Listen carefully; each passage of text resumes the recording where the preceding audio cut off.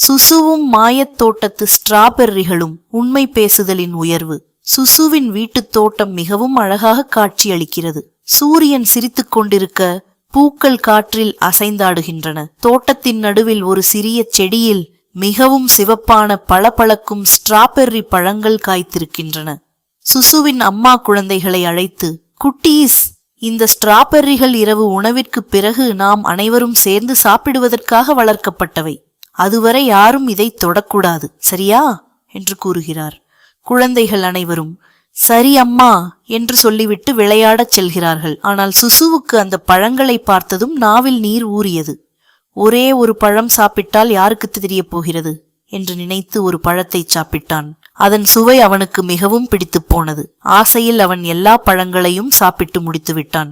சிறிது நேரத்தில் அம்மா அங்கே வருவதைக் கண்ட சுசு பயந்து போய் ஒரு செடியின் பின்னால் மறைந்து கொண்டான். அம்மா செடியை பார்த்துவிட்டு வருத்தத்துடன் கேட்டார், அடடா, ஸ்ட்ராபெர்ரிகள் எங்கே? யாராவது பார்த்தீர்களா?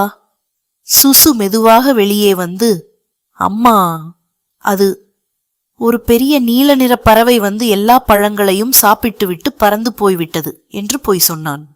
அம்மா சுசுவின் கண்களை பார்த்து மென்மையாக ஒரு குட்டி பாடலை பாடினார். தவறு செய்வது இயற்கைதான், மறைக்க பார்ப்பது கவலைதான், உண்மை சொன்னால் நிம்மதி, அதுவே என்றும் நற்புத்தி. அம்மா கோபப்படவில்லை என்பதை உணர்ந்த சுசு மெதுவாக உண்மையைச் சொன்னான். மன்னிக்கவும் அம்மா, நான் தான் ஆசையில் எல்லா பழங்களையும் சாப்பிட்டு விட்டு போய் சொன்னேன். இனிமேல் இப்படி செய்ய மாட்டேன் என்று கூறி அம்மாவை கட்டிக்கொண்டான். அம்மா சிரித்துக்கொண்டே, பரவாயில்லை சுசு, நீ உண்மையைச் சொன்னதுதான் எனக்கு பெரிய சந்தோஷம். ஸ்ட்ராபெர்ரியை விட உன் நேர்மைதான் எனக்கு இனிப்பானது என்றார். கடைசியில் சுசுவும் அவனது நண்பர்களும் இணைந்து மற்ற பழங்களை வைத்து உண்மை பழக்கலவை, ஹானஸ்டி ஃப்ரூட் சாலட் செய்து மகிழ்ச்சியாக பாடி ஆடினார்கள். நீதி, பொய் சொல்லக்கூடாது, தவறு செய்தால் உண்மையை ஒப்புக்கொள்ள வேண்டும். எங்க சேனலை சப்ஸ்கிரைப் பண்ணுங்க. எங்களுக்கு உங்களை ரொம்ப பிடிக்கும். உங்களுக்கும் எங்களை பிடிக்கும்னா லைக் பண்ணுங்க.